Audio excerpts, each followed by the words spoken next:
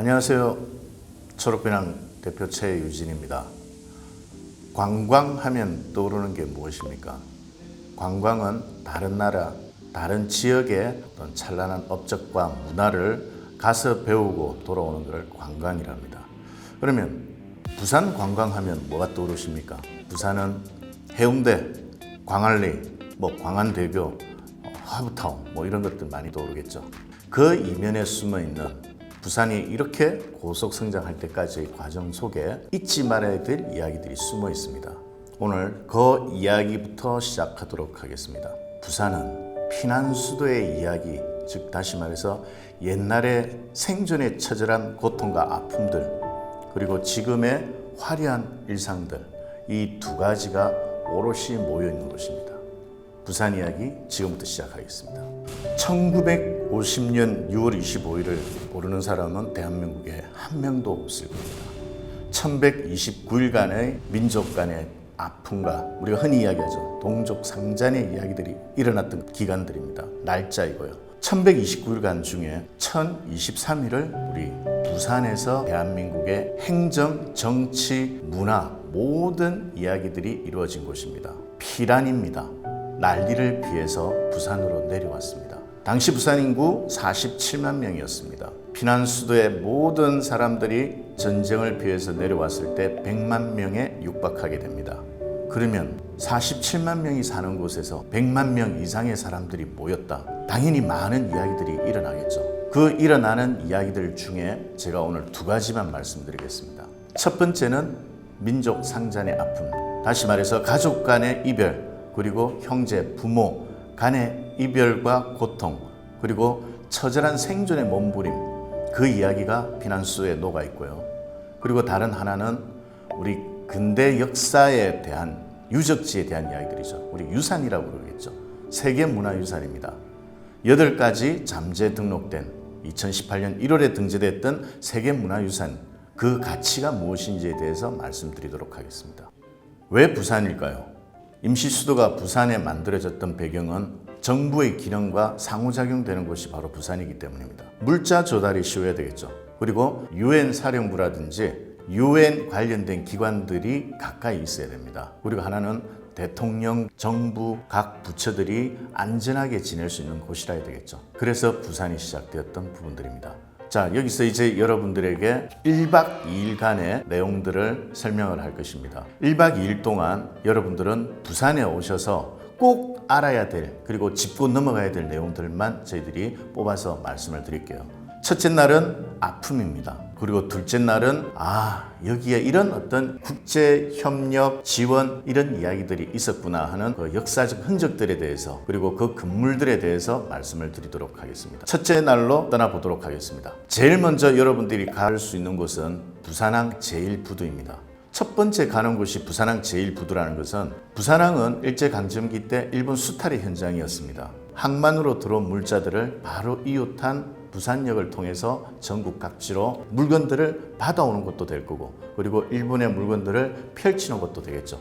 그 기능이 6.25 전쟁 때도 마찬가지로 똑같이 일어납니다. 그래서 제1부두를 먼저 말씀드리는 부분들입니다. 자, 이제 두 번째 현장으로 가보도록 하겠습니다. 바로 민족의 아픔이 그대로 녹아있는 곳입니다. 유라리 광장이죠. 흔히 영도딸이라고 많이 알고 계실 겁니다.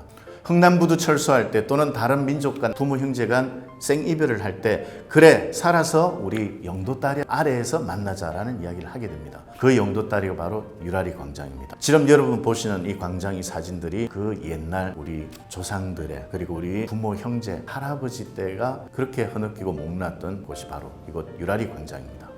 자, 이번에 여러분들은 유라리 광장을 통과해서 바로 국제시장을 갈 것입니다. 여러분들이 가는 국제시장이 영화 국제시장 나오는 그 모습 그대로입니다. 물론 시대적으로 좀 바뀌었겠죠. 그렇지만 그 기능이 아직도 남아있는 곳입니다. 한번 둘러보시고 식사를 하고, 그리고 또 다음 일정으로 향해 떠나도록 하겠습니다. 자, 이곳이 어디일까요? 바로 일본인들의 공동묘지입니다. 그 공동묘지에 지어진 집들을 보시면 어떤 생각이 들까요? 피난민들이 내려와서 더 이상 주거할 곳이 없으니까 위로 가다가 맞닥뜨린 데가 바로 여기 일본인 공동묘지입니다. 이 공동묘지를 허물고 위에 일본인들 무덤 앞에 있는 비석들을 디딤돌로 해서 기둥으로 해서 만들어진 그 마을이 바로 아미동 비석마을입니다. 공동묘지 위에서 잔다라는 거 뭔가 오싹하지 않습니까? 그렇지만 우리는 생존이 더 중요했었습니다. 그 현장을 여러분들이 보시게 됩니다. 어떤 생각이 드실지는 각자가 한 번씩 짚어보시면 좋을 것 같네요. 자, 이번에는 보시는 것이 감천문화마을입니다. 감천문화마을 다들 아시죠? 산토리니 어떤 이야기들 많이 하시는데 여기에도 피난민들이 애환이 묻어 있는 곳입니다. 우리가 흔히 이야기하죠. 집단 마을이라고 이야기하면 됩니다. 처음에 만들어질 때 계속해서 일어나는 어떤 화재들, 그걸 비해서 부산시에서 따로 이주를 시키면서 만들어진, 그래서 9갈래의 결을 만들어서 만들어진 곳이 바로 감천문화마을입니다. 젊은 청년들이 연합해서 새로운 생명이 움트는 그런 마을을 만들어 보자 해서 그 당시의 모습들을 그대로 두면서 관광 콘텐츠로 만들었던 부분들이 감천문화마을입니다. 그러니까 다크투리즘이라고 그러죠. 아픔이 있던 그곳을 지금도 살고 계십니다. 그분들의 이야기도 들어볼 수 있는 시간도 될 거고요. 그리고 그걸 둘러보면서 옛날에 이렇게 살았는데 이게 지금의 어떤 관광 상품화도 되는구나라고 한 번쯤 느껴보시는 것도 괜찮을 듯합니다. 자, 두 번째 날입니다. 둘째 날 첫 번째 가야 될 곳이 바로 UN 평화기념공원입니다. UN 평화기념공원, 그리고 우리가 워크하우스를 가게 됩니다. 이곳은 피난 수도 이야기, 그 당시에 우리가 16개의 나라라고 이야기하죠. 16개 이상의 나라들이 지원하고 협력했고 만들어졌던 그 역사적 현장. 앞서 제가 말씀드렸던 세계문화유산 등재돼야 될 부분들입니다. 꼭 등재시켜야 될 항목 중에 의미가 있는 부분들입니다. 우리가 흔히 세계문화유산 하면은 두 가지를 이야기합니다. 공공협력과 국제협력을 이야기하죠. 바로 이것이 국제협력의 모습들, 가치들을 그대로 지닌 곳입니다. 그 당시에 6.25 전쟁 때 낙동강 방어선을 구축하고 지금의 대한민국을 이루게 했던 그 역사적 현장이기 때문에 꼭 한번 둘러보셔야 됩니다.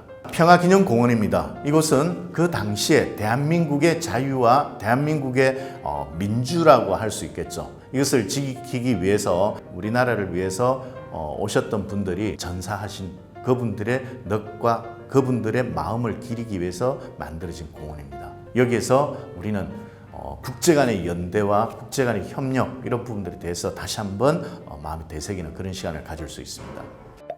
자, 여기가 미문화원 사건으로 어떤 우리나라를 떠들썩하게 했던, 물론 미문화원 방화 사건이라고 알고 있는 곳입니다. 여기가 미 공보관 자리입니다.